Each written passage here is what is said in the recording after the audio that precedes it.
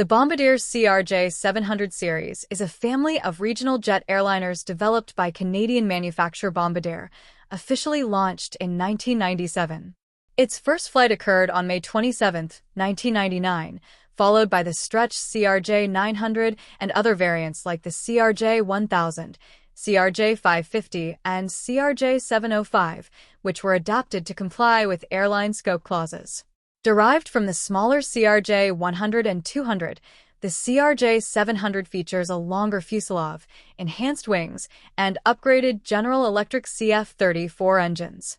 Development of the CRJX, later designated the CRJ700, began in the 1990s to compete with regional jets such as the Fokker 70 and Bay 146. The CRJ700 debuted with Brit Air in 2001, offering seating for 63 to 78 passengers, depending on configuration. The CRJ900, launched in 2000, expanded capacity to 90 seats, while the CRJ1000, introduced in 2010, stretched further to accommodate up to 100 passengers. In 2020, Mitsubishi Heavy Industries acquired the CRJ program, ceasing production after fulfilling existing orders. The final aircraft, a CRJ900, was delivered in February 2021.